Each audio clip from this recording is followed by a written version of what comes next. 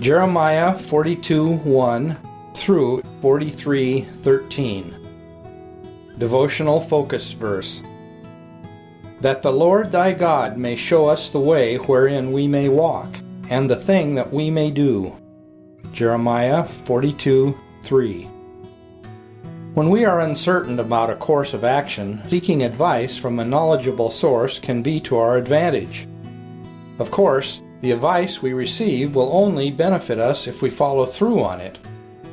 30 years ago, I was doing some work in a town about 2.5 hours away from where I live.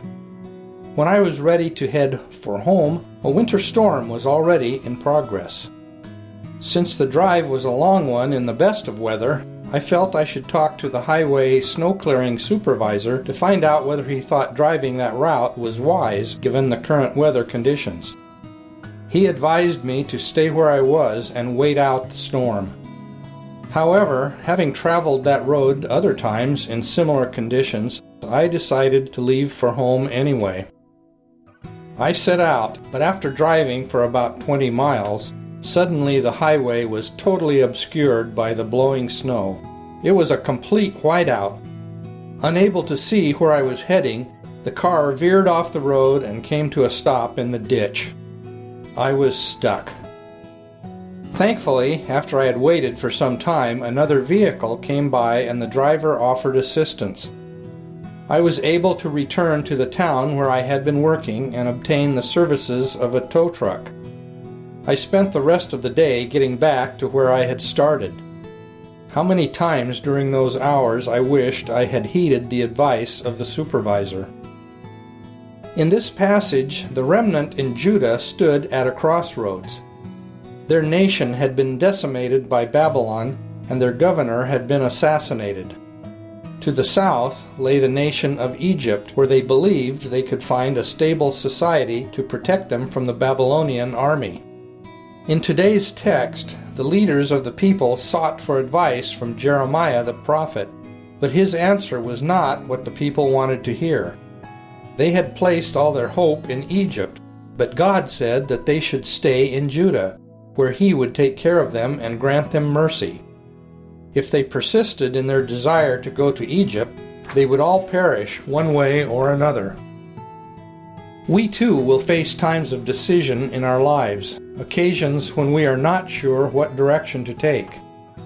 We can turn to God for help, but we want to be careful that we do not already have our minds made up as to what we want to do. It is a mistake to ask for God's guidance with no intention of following it. No matter how uncertain our circumstances may seem at the time, it is always safest to obey God. Background information. In chapter 42, the captains and the remnant of Judah pled with Jeremiah to seek God's counsel regarding whether they should go to Egypt. God's response was for them to remain in Judah or face certain judgment. Chapter 43 summarizes the captains' rejection of God's command and their decision to take the remnant of Judah into Egypt. It seems Jeremiah was dwelling with Johanan and the remnant of Judah near Bethlehem. Seemingly uncertain about what course of action to take, Johanan, the captains, and the people approached Jeremiah and entreated him to pray for God's direction on their behalf. Possibly feeling they had forfeited their right to approach God personally, the Jews referenced him as Jeremiah's God. When Jeremiah assured them that he would ask for God's counsel, the people vowed that they would be obedient to whatever God said. After 10 days of waiting on God, Jeremiah received an answer and called together the captains and the people. God assured the Jews that they should not fear repercussions from the king of Babylon. He said if they would remain in the land of Judah, he would cause Nebuchadnezzar to show mercy and allow them to return to their own land. God also said he would build up the inhabitants of Judah and no longer send them into captivity. God's statement, "For I repent me of the evil that I have done unto you," see 42:10, was not an expression of sorrow for the judgments he had executed on Judah, but an expression of his willingness to relent on any further retribution if Judah would be obedient to him. Jeremiah told the people that if they chose to dwell in Egypt rather than Judah because they believed they would be free from famine and war, the reality was that the calamities they had thought to escape in Judah would befall them in Egypt. God said he would pour out his wrath on the Jews who relocated to Egypt, just as he had on the inhabitants of Jerusalem when they had ignored his warnings. The word execration in 42:18 meant something detested or cursed, and God stated that in addition to being abhorred, the Jews in Egypt, except for a few who would escape, see Jeremiah 44:14, would never have the opportunity to see their beloved Judah again. Jeremiah charged his people with being insincere in their avowal that if he would pray for them, they would do whatever God said. He told them that he had declared unto them all the counsel that God had given him, and their disobedience would bring certain death by the sword, famine, or pestilence in the land of Egypt. In verse 2 of chapter 43, the captains accused Jeremiah of not being truthful in what the Lord had told him. The captains accused Jeremiah of not being truthful in what the Lord had told him. They even falsely blamed Baruch, Jeremiah's scribe, for influencing Jeremiah against them with the intention of delivering them into the hands of the Babylonians. In defiance of God's command to remain in the land of Judah, Johanan and the captains convinced the entire remnant of Judah to go into Egypt, and they traveled to Tahpanhes, a fortress city on Egypt's northern border. While living in Tahpanhes, Jeremiah was instructed by God to take large stones, and in the sight of all the men of Judah, hide them in the mortar of the brickwork at the entrance to Pharaoh's house. This was not the royal palace of Pharaoh, but apparently a residence he used when visiting Tahpanhes. God told Jeremiah to inform the Jews that Nebuchadnezzar, under God's direction, would one day besiege Egypt and set up his throne in that same location. Dispelling any sense of security the Jews may have felt in Egypt, Jeremiah warned that during Nebuchadnezzar's conquest, many would die or be taken into captivity. Jeremiah also emphasized that the gods of Egypt would be useless in offering assistance and would be utterly destroyed. Conclusion. As we ask God for guidance in the decisions we face in life, let us be sure that we follow through in obedience. Chapter 42.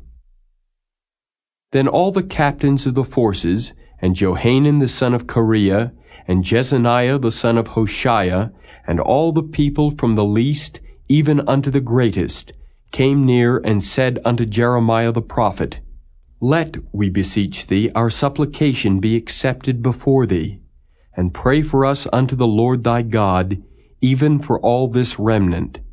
For we are left but a few of many, as thine eyes do behold us, that the Lord thy God may show us the way wherein we may walk, and the thing that we may do. Then Jeremiah the prophet said unto them, I have heard you. Behold, I will pray unto the Lord your God according to your words, and it shall come to pass that whatsoever thing the Lord shall answer you, I will declare it unto you. I will keep nothing back from you. Then they said to Jeremiah, The Lord be a true and faithful witness between us, if we do not, even according to all things for the which the Lord thy God shall send thee to us. Whether it be good or whether it be evil, we will obey the voice of the Lord our God to whom we send thee, that it may be well with us when we obey the voice of the Lord our God. And it came to pass after 10 days that the word of the Lord came unto Jeremiah. Then called he Johanan the son of Kareah, and all the captains of the forces which were with him, and all the people from the least even to the greatest, and said unto them, Thus saith the Lord, the God of Israel, unto whom ye sent me to present your supplication before him. If ye will still abide in this land, then will I build you, and not pull you down, and I will plant you, and not pluck you up. For I repent me of the evil that I have done unto you. Be not afraid of the king of Babylon, of whom ye are afraid. Be not afraid of him, saith the Lord. For I am with you to save you, and to deliver you from his hand. And I will show mercies unto you, that he may have mercy upon you, and cause you to return to your own land. But if ye say, We will not dwell in this land, neither obey the voice of the Lord your God, saying, No, but we will go into the land of Egypt, where we shall see no war, nor hear the sound of the trumpet, nor have hunger of bread, and there will we dwell. And now therefore hear the word of the Lord, ye remnant of Judah. Thus saith the Lord of hosts, the God of Israel, If ye wholly set your faces to enter into Egypt, and go to sojourn there, then it shall come to pass that the sword which ye feared shall overtake you there in the land of Egypt, and the famine whereof ye were afraid shall follow close after you there in Egypt, and there ye shall die. So shall it be with all the men that set their faces to go into Egypt to sojourn there. They shall die by the sword, by the famine, and by the pestilence, and none of them shall remain or escape from the evil that I will bring upon them.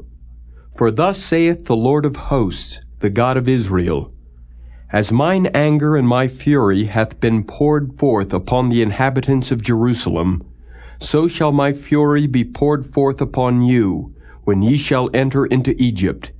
And ye shall be an execration, and an astonishment, and a curse, and a reproach, and ye shall see this place no more. The Lord hath said concerning you, O ye remnant of Judah, Go ye not into Egypt. Know certainly that I have admonished you this day. For ye dissembled in your hearts when ye sent me unto the Lord your God, saying, Pray for us unto the Lord our God, and according unto all that the Lord our God shall say, so declare unto us, and we will do it. And now I have this day declared it to you. But ye have not obeyed the voice of the Lord your God, nor anything for the which he hath sent me unto you. Now therefore know certainly that ye shall die by the sword, by the famine, and by the pestilence, in the place whither ye desire to go and to sojourn. Chapter 43.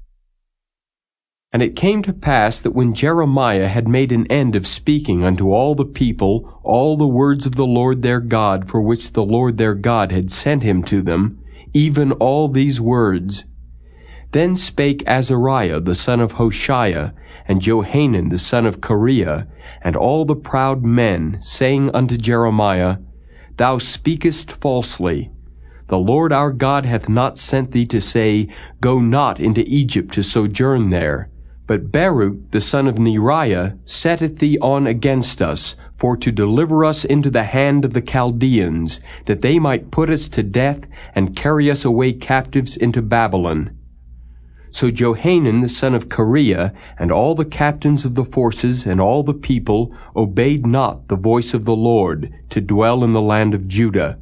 But Johanan the son of Kareah, and all the captains of the forces, took all the remnant of Judah, that were returned from all nations whither they had been driven, to dwell in the land of Judah, even men and women and children, and the king's daughters, and every person that Nebuzaradan the captain of the guard had left with Gedaliah the son of Ahikam, the son of Shaphan, and Jeremiah the prophet, and Baruch the son of Neriah. So they came into the land of Egypt, for they obeyed not the voice of the Lord. Thus came they even to Tahpanhes. Then came the word of the Lord unto Jeremiah in Tahpanhes, saying, Take great stones in thine hand, and hide them in the clay in the brick kiln, which is at the entry of Pharaoh's house in Tahpanhes, in the sight of the men of Judah. And say unto them, Thus saith the Lord of hosts, the God of Israel, Behold, I will send and take Nebuchadrezzar the king of Babylon my servant, and will set his throne upon these stones that I have hid, and he shall spread his royal pavilion over them. And when he cometh, he shall smite the land of Egypt, and deliver such as are for death to death, and such as are for captivity to captivity, and such as are for the sword to the sword. And I will kindle a fire in the houses of the gods of Egypt, and he shall burn them, and carry them away captives. And he shall array himself with the land of Egypt, as a shepherd putteth on his garment. And he shall go forth from thence in peace. He shall break also the images of Beth-shemesh, that is in the land of Egypt, and the houses of the gods of the Egyptians shall he burn with fire.